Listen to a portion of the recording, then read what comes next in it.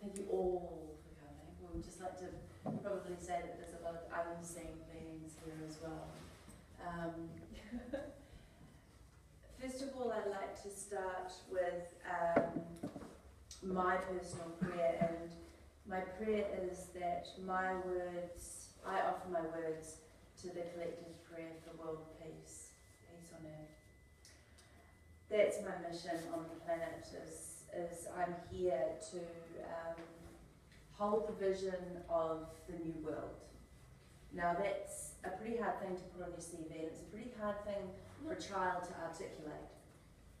So when I was a child, nature was my stomping ground. I was very connected to nature and animals, and when I went to school, the school system, although I have an insatiable curiosity for knowledge and wisdom, it didn't quite fit, so art was where I went. That's where you put people, they just don't fit over there anywhere else, you go over there. And I was good at art, I was good at everything, so luckily I was good at art, and that was great, and that's what I went and got my numerous degrees and certificates and diplomas, and it was all in the visual arts. And that took me as far as it could. And at the age of 21, I had a baby, and that meant that I was at home. So my life was very domesticated very quickly, and although I had wonderful dreams of travelling and doing this around the Amazon jungle and doing medicine ceremonies and all those wonderful things that I dreamt about doing, going to the Sistine Chapel again, didn't happen. I was at home. And I couldn't even really go out and party because I'd chosen to be on the whenua that I had grown up on in South Auckland, and it was a beautiful farm with my boy, because I wanted him to have the same opportunity to connect with nature that I did. And so it was a very lonely time, and I think the human condition, loneliness, isolation, separation, is a huge component of what we all have to go through that. We all have to experience that on some level. I don't think that is necessarily in the world that I can envision happening. I don't think that will be necessarily mandatory, but it seems like it's pretty mandatory in this world that this isolation exists. And so instead of going crazy, although, as well as going crazy now and then, I looked over one time and I looked at my toaster, and my toaster was clean, my bench was clean. I was learning the systems of domesticity. But there was a harmony there, and I looked at it and I thought, that's art.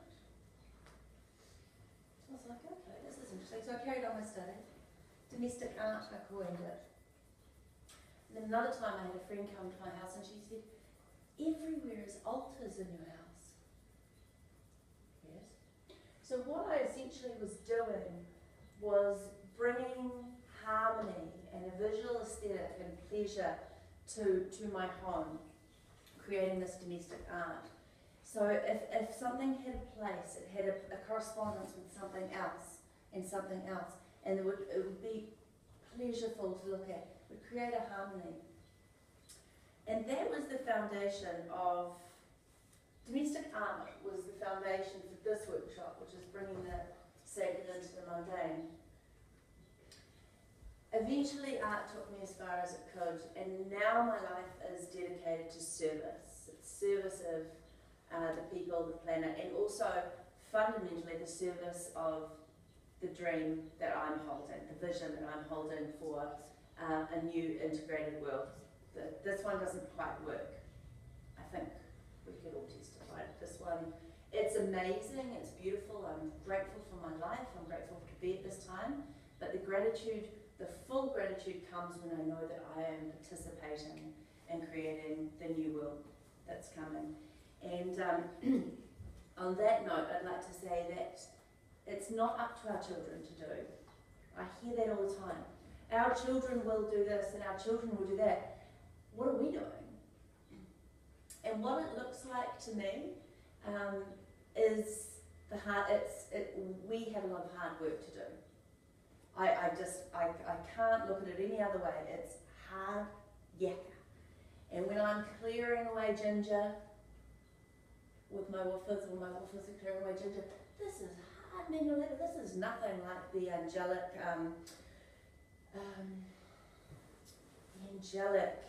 energy that I know I'm part of. It's not, it's messy, it's hard, it hurts my back, and I have to, and it's a very big contract with the land that I'm doing. But I believe that we put in these hours and this hard work because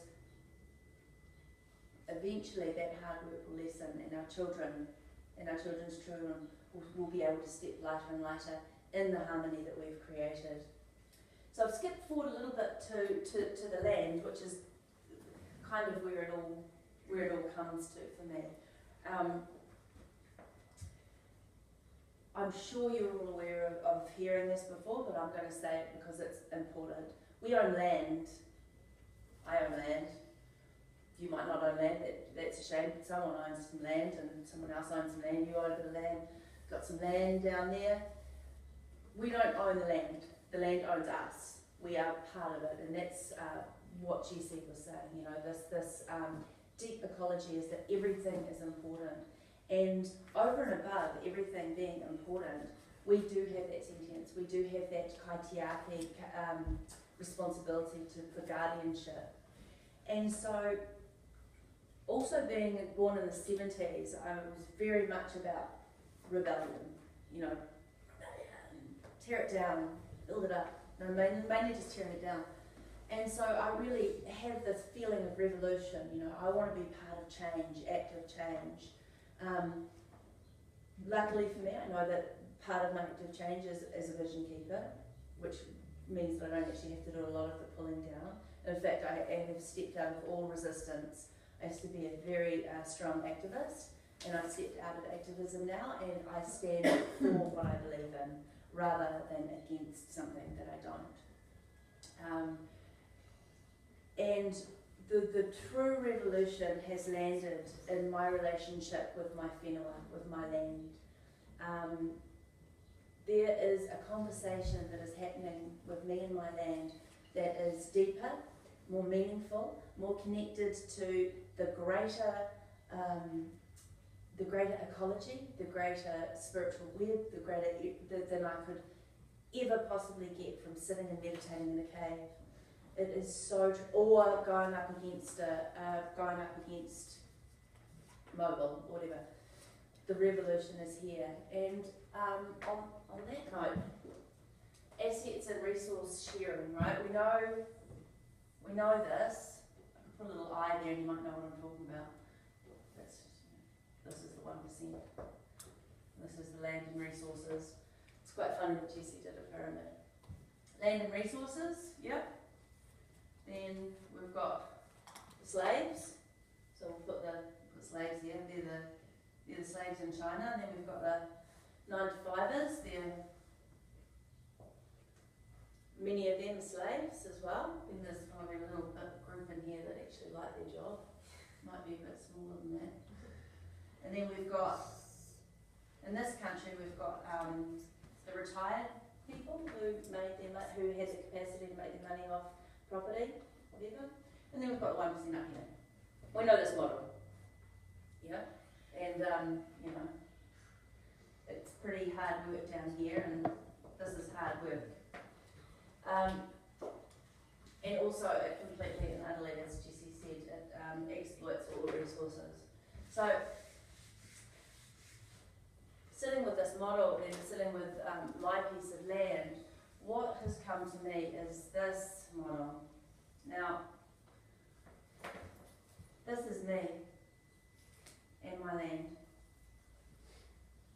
I am the kaitiaki of my land. And it is my responsibility to be engaged in a conversation with that piece of land, to know what that land needs, and to know what that land's resources are, and to know how they can be shared. sharing is the fundament of what I'm getting to here. So on my tier of people that I hold are my children. Willow and Perry, they're right there. They're my priority in the respects of human people that I hold. The next are my woofers. They're really, really important. At this stage, this might change, because they are here supporting me in my relationship and holding the land and holding the vision for the land.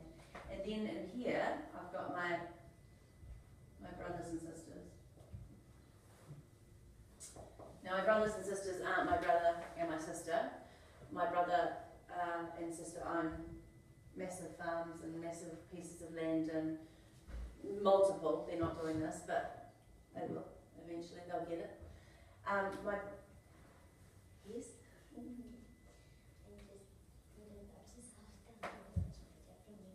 you want to be there? Yeah. Okay, cool. This is Willow, everybody, my daughter. Good.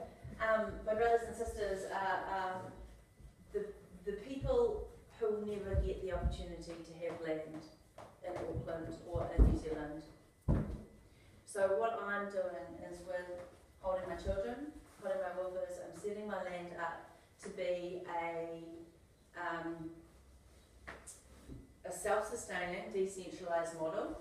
So the rain comes in, that's my water. The sun comes in, that's my electricity. I'm completely decentralised. Once I'm decentralised, I have no outgoing bills. At the moment, I've got any money that comes in from any rent or anything goes straight out to these big corporations that are making a lot of money from the resources, creating 1% in their holiday in the Bahamas. So once I'm decentralised, with the help of the woofers, at the moment I have income coming in from rent, and that feeds back into creating vision. So a lot of it is visioning and working out harmony. How do I do it? How do I take 1 acre in Langholm on a very small income that I've got, and how do I get it to a place where it is shareable with my brothers and sisters in a sustainable manner that gives back to the land? We're looking now at moving beyond building practices that don't harm the land, and we're looking to move into building practices that give back to.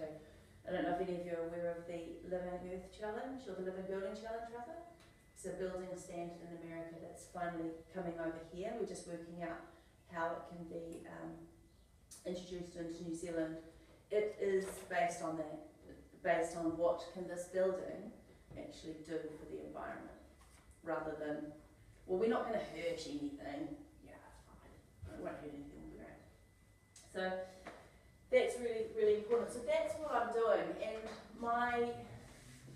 that's what I'm doing on the external world. But this, have you ever heard the saying, chop wood, carry water? Yeah? So it means that on the journey to enlightenment or self-realization, you chop wood and you carry water. When you get enlightened and realized, you chop wood and you carry water.